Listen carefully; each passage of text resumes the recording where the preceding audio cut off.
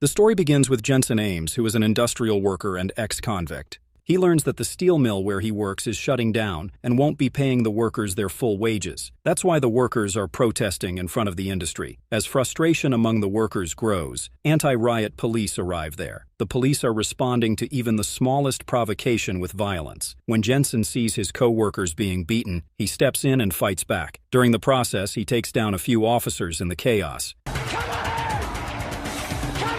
By the time Jensen makes it home, it's already night. He greets his wife and then goes upstairs to check on their baby, but he is completely unaware that a masked intruder has broken into the house. While Jensen is upstairs, the criminal seizes the opportunity to murder his wife in the kitchen. When Jensen comes back downstairs, the man ambushes him from behind and knocks him unconscious. Before leaving, the intruder places the murder weapon in Jensen's hand and makes a taunting, shooting gesture with his gloved hand. He had framed Jensen for the crime and left the house by the time the police arrived there. Jensen wakes up moments later to find the police arresting him for his wife's murder. 6 months later, Jensen is transferred to Terminal Island Prison. Upon arrival, he is greeted by guard Ulrich, who sprays him with freezing water and also allows another officer to hit him. After that, the guard escorts Jensen to a cell shared with 3 other prisoners intent on beating him up. However, when Ulrich returns later in the hope of enjoying the aftermath, he sees that Jensen is a skilled fighter who has already knocked all his cellmates out cold. The next morning, Jensen heads to the mess hall for breakfast. He's quietly observed by prisoners Coach, Gunner, and Lists, who recognize him as a former champion driver whose record-breaking career ended in tragedy. The atmosphere suddenly shifts when 2 prisoners, Pachinko and his friend, approach Jensen.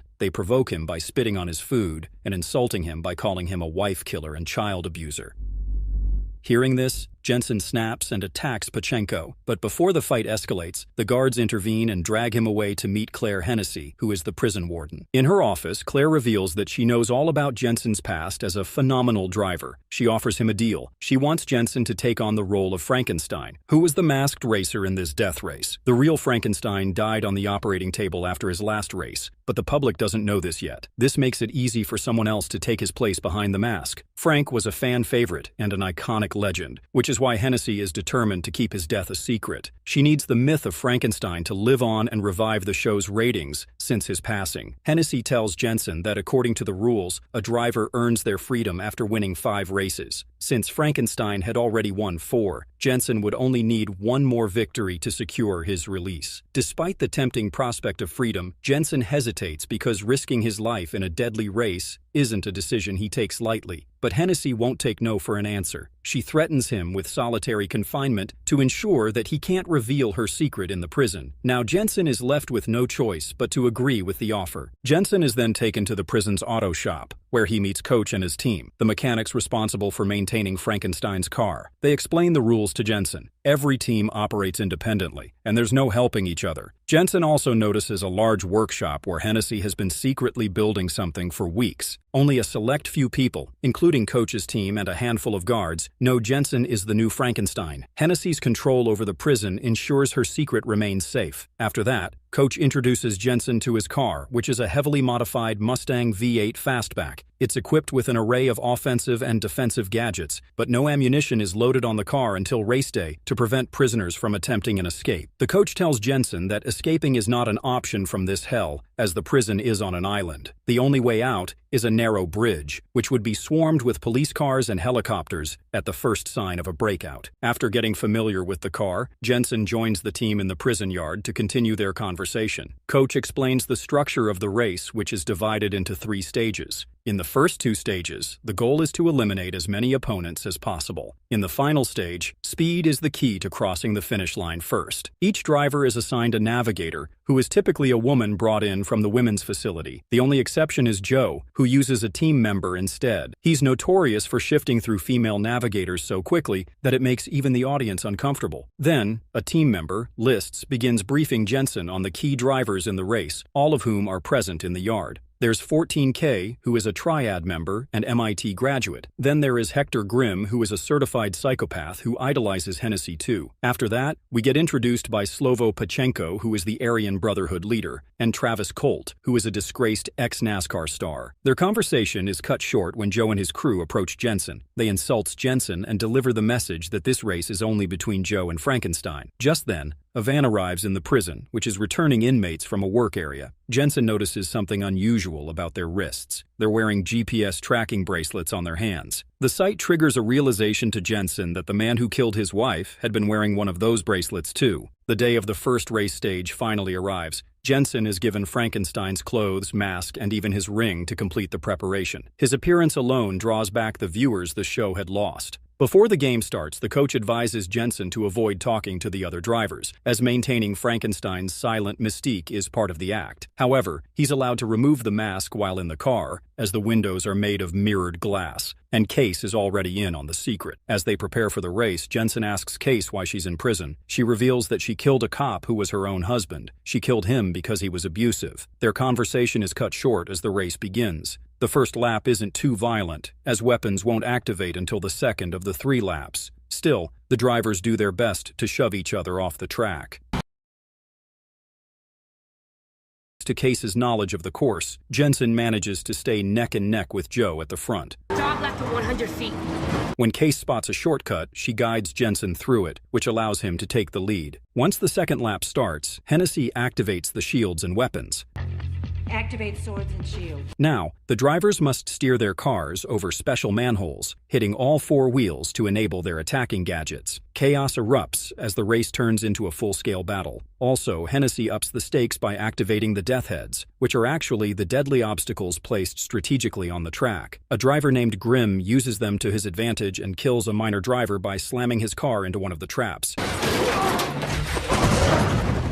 He then slows Joe down by shooting oil at his car and temporarily knocks him back. But Grimm's reign is short-lived. Soon, 14K takes him out by launching a missile and forcing Grimm off the track.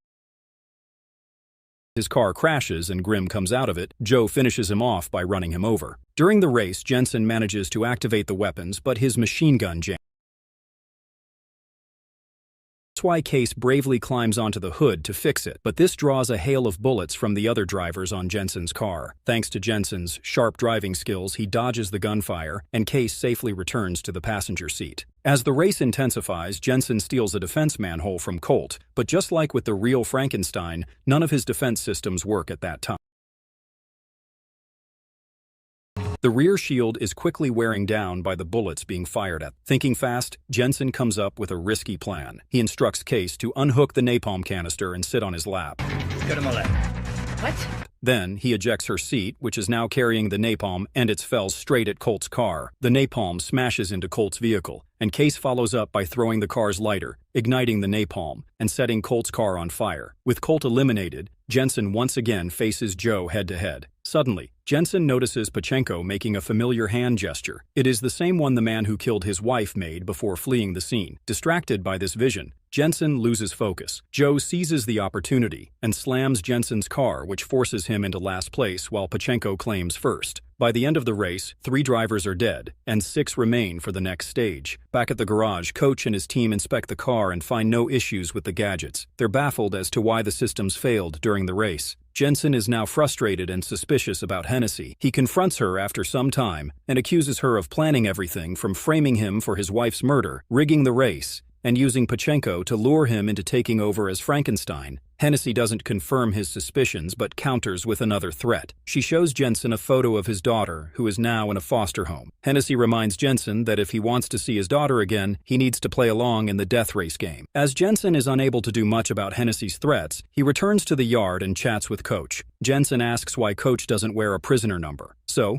Coach explains that he's technically not a prisoner anymore as he qualified for parole 3 years ago. However, he couldn't bring himself to leave this place as the outside world had changed too much, and he preferred the familiarity of the prison and its races. The coach also reveals that he doesn't believe Jensen killed his wife. Later that evening, while working on his car, Jensen spots Pachenko walking by and decides to follow him to his team's pit. There, Jensen is ambushed by Pachenko's men. Pachenko lands a few punches on Jensen before grabbing a heavy tool. Kill my wife.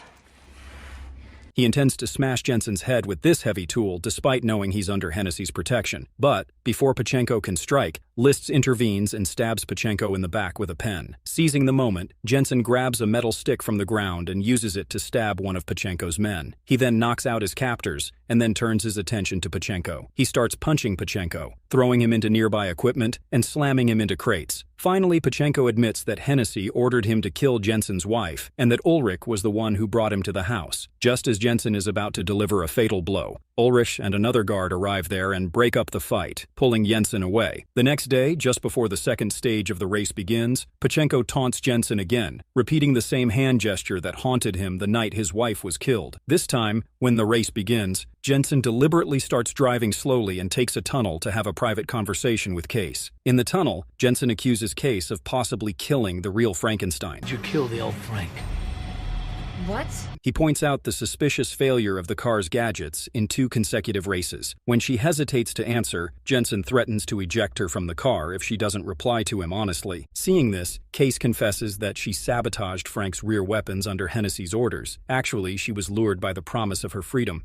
She insists the goal was never to kill Frank. It was an accident caused by Frank's desperate attempt to win without functional weapons. Hennessy's real aim was to ensure Frank lost, so she could keep him in prison and exploit his fame for the show. With his suspicions confirmed, Jensen shifts gears and speeds back into the race. For now, he ignores Joe and sets his sights clearly on Pachenko. Clash on the track repeatedly and attempt to force each other off, but neither succeeds. Jensen then takes a bold strategy as he activates the weapon's manhole instead of the defense system. This puzzles everyone since his car's weapons are mounted at the front. Moments later, Jensen surprises the entire crowd by spinning the car around and driving backward. He then shoots a barrage of gunfire on Pachenko's vehicle. Once the damage is severe enough, Jensen turns back around and releases a smoke screen. Smoke makes Pachenko crash into a concrete barrier. After that, Jensen stops his car, steps out, and approaches Pachenko. Without hesitation, he breaks Pachenko's neck in cold blood and avenges his wife. Meanwhile, Joe decides to swap out his navigator in the middle of the race. Just then, Hennessy seizes the opportunity to unveil the secret weapon she's been preparing for weeks. Release the dreadnought. It is a massive, heavily armed tanker truck dubbed Dreadnought. The Dreadnought is terrifying and unmatched in power. It tears through the track, swiftly catching up with the racers and immediately obliterating 2 minor competitors.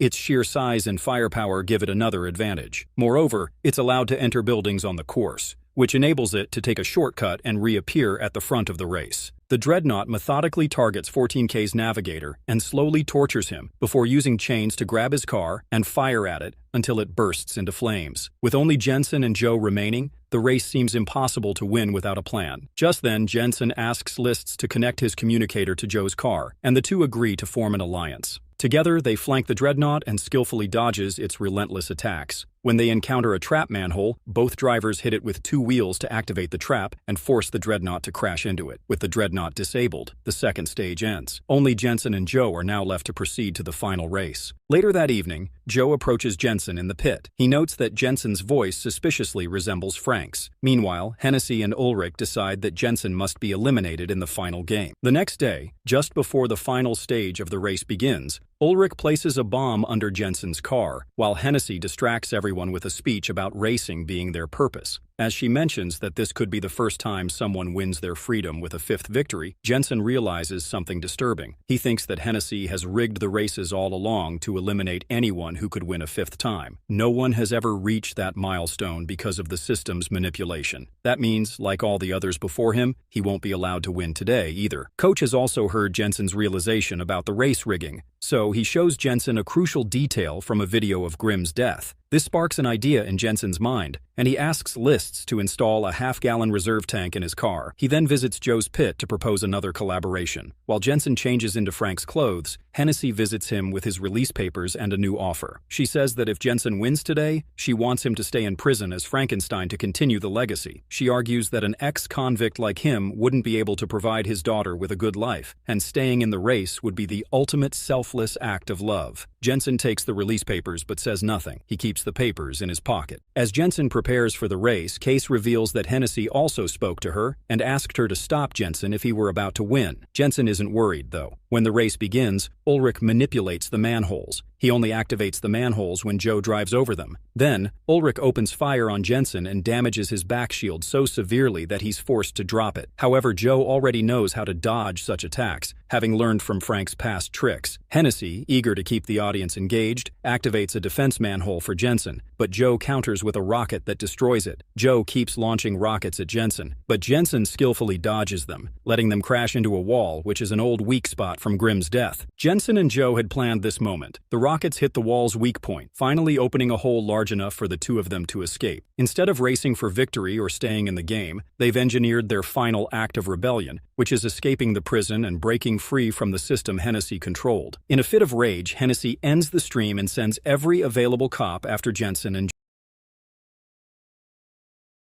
She then presses the detonator for the bomb under Jensen's car. However, her plan fails because Coach and his crew have already removed and deactivated the bomb. Meanwhile, Jensen and Joe speed toward the bridge, but the police cars are closing in. It's time for the next part of their escape plan. Jensen releases the extra half-gallon reserve tank, which he had planned to drop earlier. The tank hits the pursuing police cars, causing an explosion and a fiery wall that blocks the path of police and prevents any more vehicles from following them. The two convicts manage to make it across the bridge gates. They then split up onto two different roads to confuse the helicopters that are hot on their tail. The helicopters focus on Jensen, as he is the most important target. Meanwhile, Case agrees to help Jensen with the final stage of the plan because she feels she owes it to Frank. And since Hennessy has already given her release papers, she's confident they'll let her go once it's all over. As they drive past construction cranes, Jensen takes the opportunity to leap off the car and hide beneath their shadows. Case takes over the wheel and drives a little farther before the helicopters force her to stop with a wall of fire. When she exits the car with her hands raised in surrender, she's wearing Frank's clothes and mask. So now, she has taken his place. This twist leaves everyone confused.